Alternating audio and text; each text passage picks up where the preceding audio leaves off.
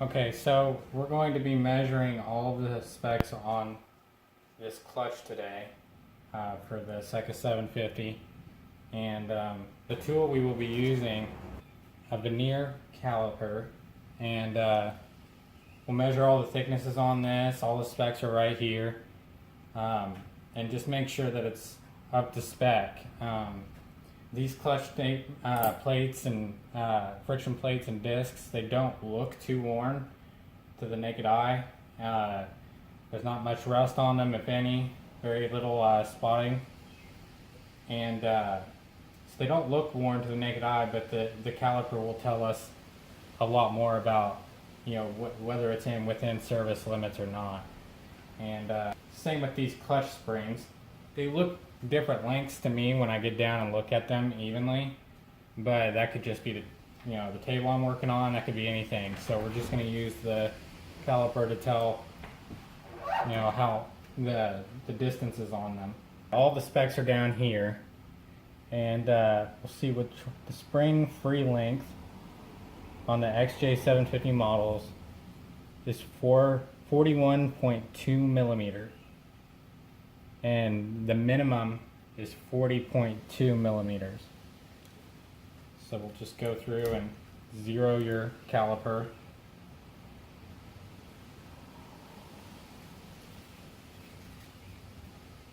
Go with 40.8. That's within spec.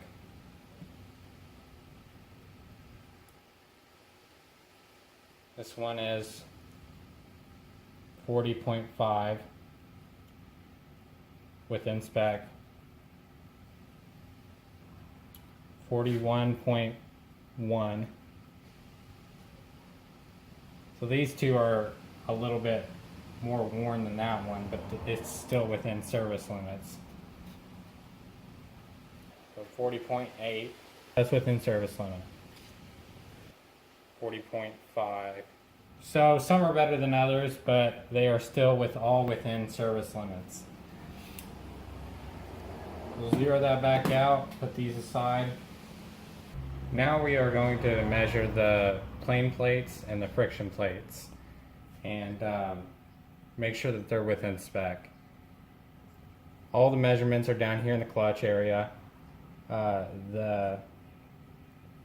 First you count the number of plane plates, which the number is supposed to be 7. 1, 2, 3, 4, 5, 6, 7. We have the stock amount of that. Friction plates, supposed to be 8 of them. 1, 2, 3, 4, 5, 6, 7, 8. So we have the spec number of friction and plane plates. Now we are going to take measurements of them to see if they are too far worn to reuse. Visual inspection, there's not a lot of rust on them. There's no rust on the plane plates. I don't see too much rust on the friction plates either, so they look to the naked eye to be in reusable condition, but this vernier caliper will tell us a little bit better whether they're within spec or not. There's a number of specs that you can check on here, starting with the plane plate thickness, and it gives you a warpage. I'm not really set up for warpage right now, so I'm just going to show you how to check the thickness on them. And it gives you also the friction plate thickness. It doesn't give you friction plate warpage, so we're going to go ahead and get started. I separated them out to make it a little bit easier so we can focus on one measurement at a time. Friction plate thickness is supposed to be 3.0 millimeters or 0.12 inches. The service limit is a max of 2.8 millimeters or 0.11 inches. So basically it's like 2.2 millimeters difference in whether it's within service limits or not. So we're talking very, very fine. But when you think about it, that adds up, through the friction plates. And if it's too far worn, you're going to experience some slippage in your clutch, and you don't want that. So we're going to take the measurements of these you're going to start with the top, and you don't want to get on these tabs because that'll skew it. Those are a little thicker than the friction plates themselves. And you just slide your caliper in there and get it just so on there. And we are reading at about 2.94.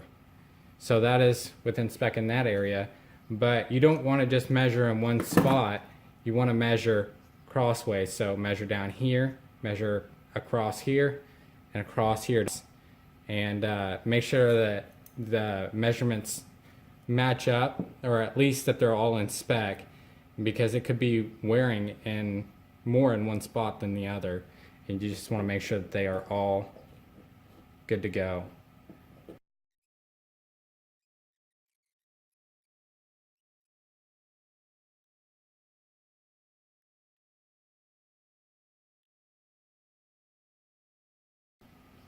So those were all at about 2.9, and so they are smack dab in the middle between the service limit and the max and the minimum of thickness.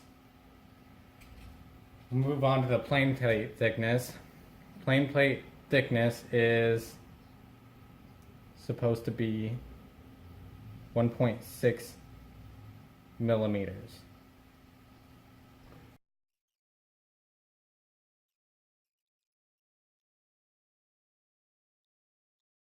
They are all relatively the same, right around 1.57 or 1.56 being the minimum that they were at. That is something that you'll have to determine, looking at your measurements, whether they're within spec. If you do choose to reuse them and you're kind of not sure whether they're within service limits or not because it doesn't tell you, just look for any kind of slippage when you're on your bike, and if you are experiencing slippage in your clutch and you've checked the linkage, you've checked all the adjustments on the cables and they're all well adjusted, then your clutch plates could be the culprit, and in that case you would just buy a clutch kit and swap them out. So I hope that helps you guys out a little bit when you're going through your clutch and trying to determine if it's salvageable or not. You can also look at the mileage on the bike. I mean, this bike only has about 4,000 miles. And so it's hard to believe that the clutch would be shot at this point, but it's all relative to how you ride. So feel free to comment below and let me know any of your questions.